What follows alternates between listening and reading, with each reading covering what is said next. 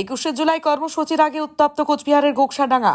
21শে জুলাই শহীদ দিবসের প্রস্তুতি যখন তুঙ্গে, তখনই কোচবিহারের গোকসাডাঙ্গা রেল স্টেশন সংলগ্ন এলাকায় ঘটল এক চাঞ্চল্যকর ঘটনা।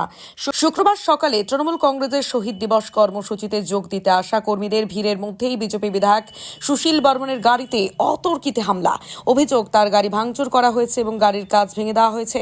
স্থানীয় সূত্রে খবর, মাথাভাঙার বিজেপি বিধায়ক সুশীল বর্মন কোনো কাজে স্টেশন সংলগ্ন এলাকায় গিয়েছিলেন। ফিরে আসার সময় তার গাড়িতে হামলা চালানো হয়। প্রাথমিকভাবে অভিযোগের তীর উঠেছে তৃণমূল কর্মীদের দিকেই, তবে তৃণমূল নেতৃত্ব এই অভিযোগ পুরোপুরি অস্বীকার করেছেন।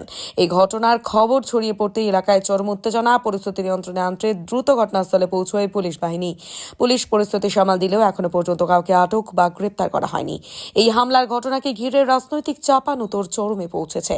বিজেপির তরফে সরাসরি তৃণমূল কংগ্রেসকে দায়ী করা হয়েছে এবং এই হামলার তীব্র নিন্দা জানানো হয়েছে। অন্যদিকে তৃণমূল নেতারা এই ঘটনায় তাদের জড়িত থাকার অভিযোগকে ভিত্তিহীন বলে উড়িয়ে দিয়েছেন। পুলিশ জানিয়েছে তারা পুরো ঘটনার তদন্ত শুরু করেছে। কারা এই হামলার সাথে জড়িত তা খতিয়ে দেখা হচ্ছে এবং দোষীদের বিরুদ্ধে কঠোর আইনানুগ ব্যবস্থা নেওয়া হবে। এই ঘটনা আসন্ন 21শে জুলাই কর্মসূচির আগে রাজনৈতিক মহলে নতুন করে উত্তেজনা সৃষ্টি করে। কি আর আতঙ্ক, ওরা 26শে হারার আতঙ্কে আমি টিকিট কাটতে গেছি, যেখানে টিকিট কাটবো আর কলকাতা যাবো, ওখান থেকে চলে যাবো। কোথায় টিকিট কাটতে গেলেন? ঘোকসাডাঙ্গা স্টেশনে টিকিট কাটতে গিয়েছি। সেই স্টেশনের মধ্যে ওরা 10-12 জন মিলে আমার বিক্ষোভ দেখানো শুরু করলো। তো বিক্ষোভ দেখা কোনো ব্যাপার নেই, আমার কোনো ফ্যাক্টর নেই।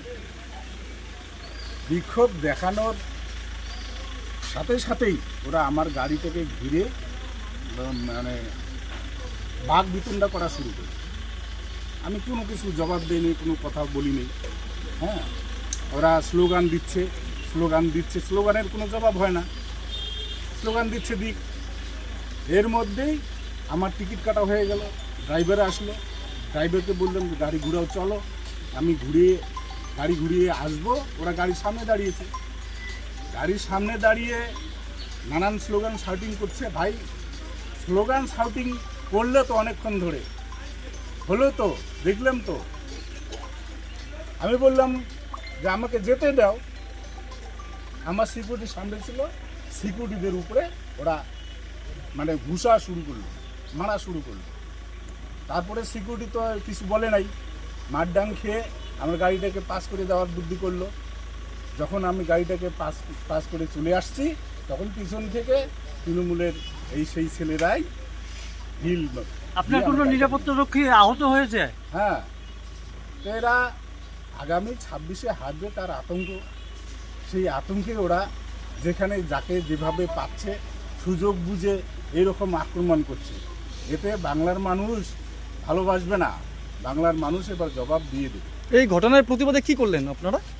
এফআইআর করলাম থানায়। এফআইআর করে এখন আমি আমার গন্তব্যস্থলে যাচ্ছি। ঘোকসাডাঙ্গায় সুশীল বর্মনের গাড়ির উপর হামলার অভিযোগ তৃণমূলের দিকে, কি বলবেন? হামলা, আমি এই কথাটাকে মানতে পারি না। আমরা প্রতিরোধ করার চেষ্টা করেছি। আমাদের ওই যেখানে ঘটনাটা ঘটেছে ওখানকারই পঞ্চায়েত মেম্বার আমাদের, তার উপরে স্লোগান শাউটিং যখন ওনার ব্যর্থতার জন্য আমাদের কর্মীরা করছিল,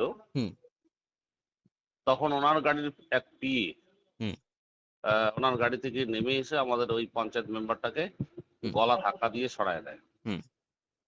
প্রথম আমরা দৌড়েই ছিলাম। তো যখন গাড়ি থেকে নেমে এসে গলা ধাক্কা দেয়, এইটা আমাদের কর্মীদের প্রচন্ড সেন্টিমেন্টাল লাগছে যে এত বড় স্পর্ধা, এত সাহস হয় কি করে।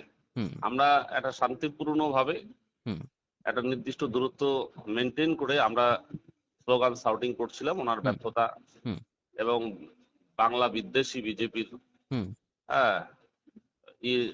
এর বিরুদ্ধে। তখন এই ঘটনাটা ঘটার পরিপ্রেক্ষিতে আমরা একটা প্রতিরোধের চেষ্টা করেছি মাত্র, এছাড়া কিছু না।